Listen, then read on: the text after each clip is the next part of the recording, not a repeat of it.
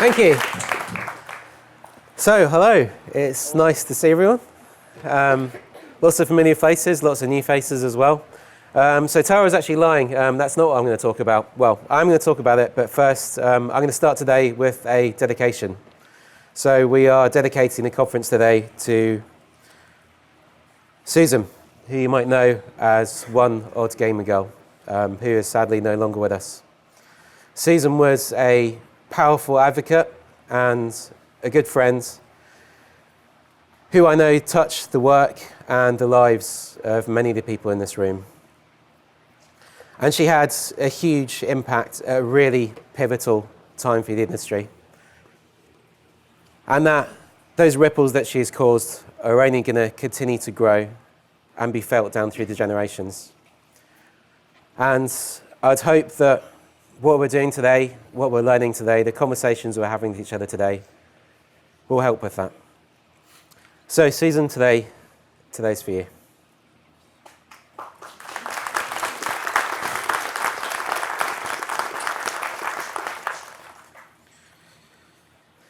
Yes, I have a bit for you about what's been happening in the past year. Some of the things I'm going to be talking about are things that wouldn't have happened without Susan's input as well. And it has been quite a year, more so than any year before. There's no way I can possibly cover all the cool things that have happened in the past year in the space of this talk, so I'm just choosing a few key themes. So talking first about hardware, platforms and middleware, information, advocacy and awareness raising, games themselves, and last a bit about legislation. So, first hardware. There's been tons of cool stuff happening. Like this. This is the game control mixer from Celtic Systems and OneSwitch, which allows really complex input to take place just using a single button. Another example, this is out of a university in the UK. This is the Milo controller, which is a spherical device for use in physiotherapy for people with cerebral palsy. And of course, the Microsoft Adaptive Controller. So I'm not going to talk too much about the Adaptive Controller because we've got Bryce here who's going to give us a talk about it later on. And it's also going to be outside for people to play with in the demo area too. But one thing I'm going to talk about a little bit later on is some of the impact that that's had on the wider industry. And there hasn't just been the Adaptive Controller that Xbox have been up to. They've done a ton of other nice stuff as well. They've introduced the Alexa skill for Xbox, the learning mode for narrator, the gaze input API for Windows, a mixer share controller, which effectively is like remote co-pilot, allowing people to share their controls remotely over the internet. Other companies doing lots of cool stuff though, particularly relating to communication with the advent of CVA. So EA patching in text-to-speech to Origin, Discord kicking off a whole range of accessibility features starting with colorblind modes, Twitch introducing high contrast modes, and also some progress at engines as well. Not quite in the engines themselves. We aren't yet seeing the kind of progress that we need to see from the big engines like Unreal, like Unity. But there's been nice efforts by third parties. So I'm going to show you a couple of links now. I am actually going to give you at the end of the slides one single link, which will include references to everything in this talk. So if you don't catch this now, there'll be another link later. So these are all third-party efforts. So S-Input for Unity, that's an input manager for handling things like button remapping. Racing Audio Display, again for Unity, that's a really, really cool project for sonification, basically, of the relative position between a driver, other cars, and the geography of a racetrack, allowing racing games to be accessible to people who are completely blind. Accessible Realities, this one's for Unreal. This is a plugin handling all kinds of stuff relating to blind accessibility in VR and AR. And last but not least, ADL Engine. So this is a free engine for developing text-based online RPGs. And that was designed with accessibility for all different kinds of impairments for the ground up.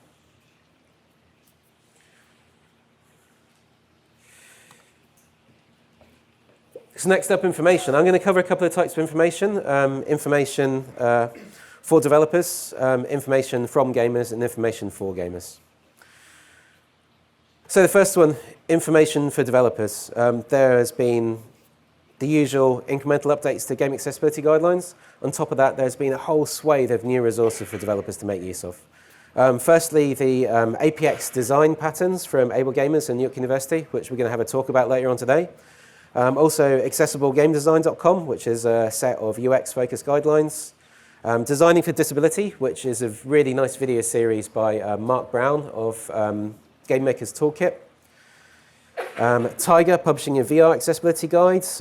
Tara's version 2 of her accessibility scorecard. So loads and loads of really nice resources for developers to make use of. And also information being shared for developers at events as well. So for GeoConf, we expanded into Europe. Also, GDC last year had a record-breaking number of sessions, and that's actually continued this year as well. This year there's even more. As you see from like the little handouts, that only had 2 columns last year. This year it's got 3. Also in mainstream accessibility conferences, so in Accessibility Toronto and TechShare in London, those accessibility conferences across all industries now have dedicated accessibility streams and accessibility exhibits as well.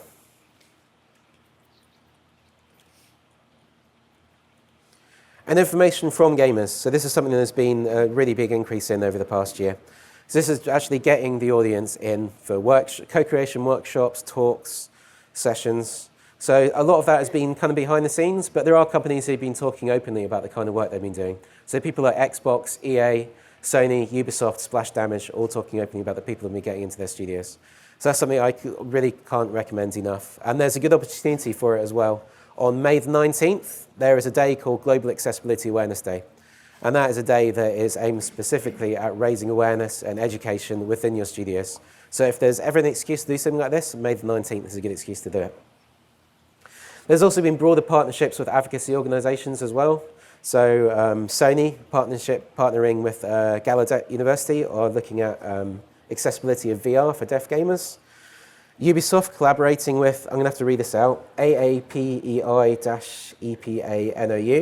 on accessibility for gamers with learning disabilities in France. And also, in more general terms, companies getting input from the audience through introducing feedback mechanisms. So starting with Electronic Arts, establishing a dedicated accessibility email address for people to get in touch with accessibility issues. And even just that little thing is so important because gamers are so used to just like meeting a brick wall. They're so used to just getting in touch with companies and receiving nothing in return that just that little gesture, that one email address saying, actually, your input is welcomed. We want to hear from you. Makes a huge, huge difference. And that's actually for EA been tied in with back-end systems. So there is a bug tracking forum. So ea.com/able, you can go there on the forum, submit bugs, and they will actually go directly through to the individual teams. And that's been something that other companies have now taken up on as well. So Ubisoft have since implemented a similar system. And actually being announced today, Warner Brothers are actually introducing exactly the same thing.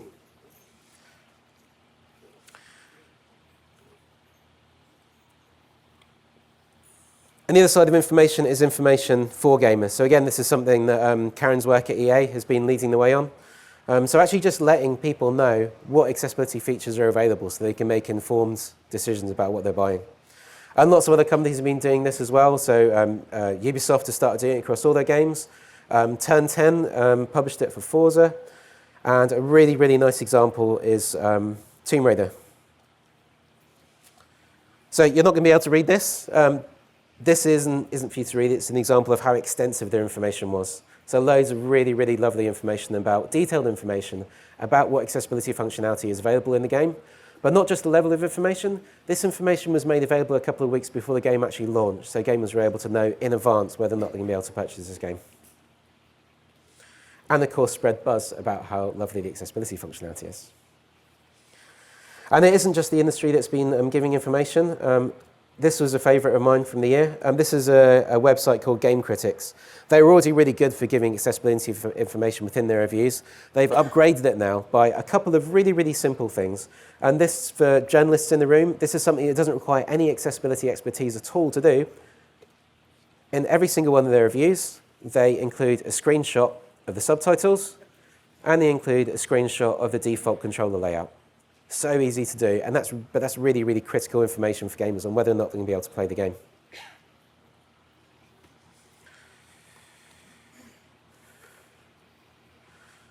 So next, advocacy and awareness raising. So efforts to raise the bar for the level and the breadth of the understanding that people have about accessibility.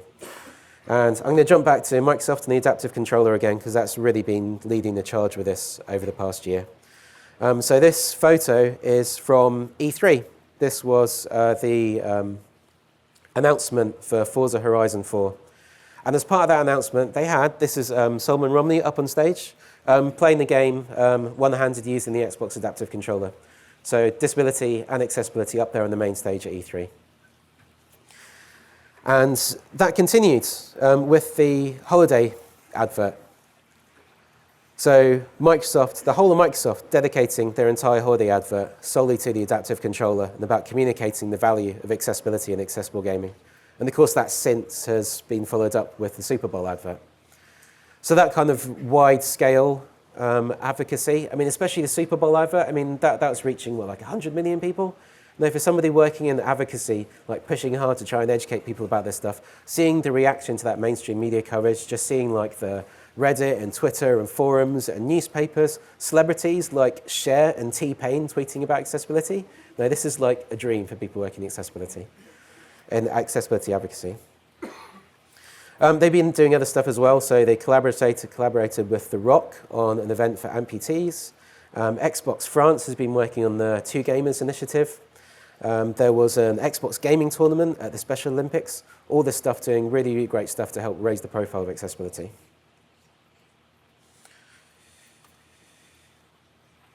And Phil Spencer, using his DICE Summit talk and to push for accessibility as well. So this is how he finished up his talk. So I'm going to read this out. And let's commit to absolutely including gamers with disabilities, not just giving them access, but keeping it fun for them too. When we truly design for all, we help make the world equal for all. And DICE, that is for industry leaders. So this is a challenge Phil Spencer is issuing to the rest of the industry. But of course, it wasn't just Microsoft who'd been doing advocacy work, not by a long stretch. So ESA had been doing a load of nice work. So their work at E3, holding mixers, facilitating meetings between gamers and industry figures. And they're also collaborating with TDI, which is Telecommunications for the Deaf Incorporated, on developing a diversifier for Global Game Jam. So that's an optional challenge for game developers to take up, exploring the use of haptics for pushing accessibility. Steve Spon from Able Gamers, at the Game Awards, he was awarded as a global gaming citizen. So that is amazing recognition, not just for his work with Able Gamers, but it also is another example of accessibility being put onto a big global stage. PlayStation publishing a rare behind-the-scenes look at the development of the platform-level accessibility functionality, interviews with the engineers behind it in Japan. Muscular Dystrophy UK, UK charity, doing an investigation, publishing a report into accessibility, which that went as far as the UK Parliament. CESA, which is the Japan's industry body, Japan's equivalent of ESA, they published an annual white paper, and as part of that, they included a 30-page segment on game accessibility, raising awareness amongst the Japanese industry. At GDC, I already mentioned the record number of sessions at GDC. Also, Microsoft and Ubisoft actually paying to sponsor dedicated accessibility sessions at GDC. And there's also been an increase in people working full-time on accessibility within studios. So it wasn't very many years ago that the number of people working in full-time permanent in-house roles was 0. This time last year, I think it was 2. Now, Brannon Zahand has joined Evelyn at Xbox. Karen, of course, is already working at EA. David Tisserand is now working full-time in accessibility at Ubisoft. And there's also a team of 3 people working full-time at Warner Brothers. So that's now up to 7 people working in full-time roles across the industry. So all this stuff has been leading to accessibility in games. And the advocacy and awareness raising makes a huge impact on this. Now, speaking to developers, it's really, really rare to find developers who haven't at least heard about and thought about accessibility to some extent. Whether people are implementing it or not is a different matter, but people are at least aware. And that's being felt. Traditionally, accessibility has been largely driven by small indie developers. So going back over the years, that's where all the innovation, the breadth has been coming from. And that's continued on into last year as well. So Celeste was the one that got all of the headlines for its various accessibility features in there. So its flexibility to skip missions, its control over game speed, its assist mode for invincibility over gravity. But there's loads of other people doing lots of good stuff. Games like Pig Eat Ball, Barbarian, Recoil, A King's Bird, similar way to Celeste, including wide range of accessibility features. Infernium, that was a nice one. That was a Spanish game developer making basically Dark Souls meets Pac-Man. And a couple of weeks after the game launched, he patched in a bunch of accessibility modes. And the reason why that's interesting is because in the space of that 2 weeks, the game sold as many copies in the 2 days following the accessibility patch as it did in the 2 weeks following launch before it. On the topic of interesting numbers as well, another Spanish game actually, Evil Nun, that's a mobile game that has around 4 million players. They included a ghost mode, which basically lets people just like kind of explore and learn the level at their own pace without fear of dying. And out of those 4 million players, that mode was used by about 50% of their players. Other interesting things, Super Slime Arena, they put a ton of work into supporting every possible kind of input device they could possibly find. Virtual reality, that wasn't a slip of the tongue. The game is virtual reality. They did really nice work on captioning in VR with like a modal captioning system that changes how it's displayed based on the context. Solitaire, that is a solitaire game for Xbox and PC. It's solitaire, it's a fairly basic game, but what it is a really, really incredible piece of proof of concept for text-to-speech, for single-button switch interaction.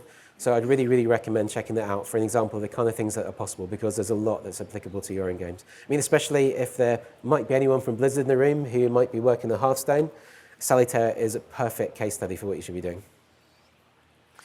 PBS Cyberchase, they're starting getting involved in accessibility with their educational games. There's a load of nice stuff in that, from cognitive supports to audio description to text-to-speech, and that's just the start. That's kicking off a whole initiative. They're taking on staff now to work specifically on that, so there'll be a lot of good stuff to come from them. And iMine, there was, if people were at the European event, you'll have seen about iMine. That is a UK charity called Special Effects who developed a mod for Minecraft to make it accessible solely using eye gaze. So, indies aside, despite all the good stuff that Indie's been doing, what has really, really set 2018 apart was what happened over in AAA land. So, if I was to give you a list of games like Forza Horizon 4, The Crew 2, Spider-Man, Black Ops 4, Starlink, Shadow of the Tomb Raider, State of Decay 2, Assassin's Creed Odyssey, Battlefield 5, Sea of Thieves, Madden 19, Monster Hunter World, FIFA 19, God of War, Red Dead Redemption 2. Like, that could just be a list of like the top selling games of the year, right? That's actually a list of the AAA games that put concerted efforts into accessibility in the past year. And that's something we have not seen before, that kind of effort at that edge of the industry. To put it in context, a couple of years ago, when Uncharted 4 launched, I'm sure you remember how much of a huge deal it was having a AAA game putting that kind of effort into accessibility. And it wasn't too long before that, just going back to 2015, a AAA game including one single accessibility feature was enough to make front page news. So that is an incredible turnaround in the past few years. And based on the kind of games that are in development now, that is only increasing. 2019 is going to be a very exciting time. So I'm going to finish up. I agree. So I'm going to finish up with something a little drier, talk about legislation. So this is actually how the year ended. On the very last day of the year, that was the last day of the CVA waivers. So as of 1st of January, all games launching from January the 1st onwards have some degree of CVA obligation. So I imagine most of the people in the room have some degree of familiarity. I'm not going to get into too much detail about it, but basically it requires accessibility of communications functionality and any information and UI that's needed to navigate to and operate that functionality. So there was actually talk about that last year. I'm going to give you a link here. This is a link to an article about it. But it's also got a links section as part of that, which has got a whole load of other good resources in there as well. So if you want to know more, check that out. And this has actually progressed a bit in the past week. Last week, the European Parliament passed the European Accessibility Act, which brings basically the same considerations as CVAA to Europe, plus additional ones for e-commerce as well, which could potentially affect games. That's not going to come for a while. It's likely going to be about 6 years until people need to be complying with it, but it is coming. And CVAA has had already a really, really profound impact on the industry. So I'm not going to lie, when I first heard about CVAA, I was pretty skeptical, but it has had an impact in terms of elevating the discussion about accessibility to higher levels within companies. So now when you've got people on the ground who really want to do cool accessibility stuff, it's a topic that their managers are already talking about. So there's been a load of really, really nice accessibility stuff that's been enabled because of CVAA, even though the features being developed are other things to do with communication.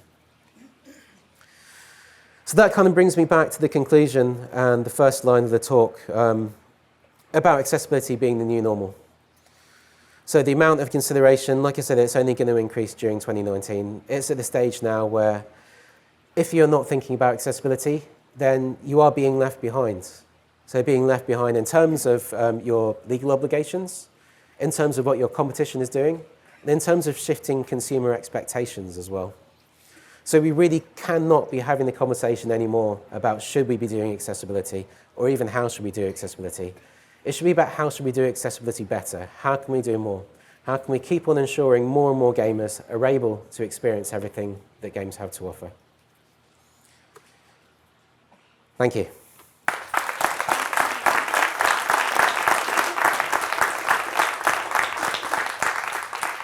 So for the benefit of the people who can't read it, I'm just going to quickly read out the first link on here. So this is the link I mentioned earlier. It has references to everything I've talked about in this talk, links to all the resources. So that is tinyurl.com/2018-progress. And there's also a second URL on there, tinyurl/2018-GA-quotes. That's a bunch of nice things people have said about accessibility over the past year as well. Cheers.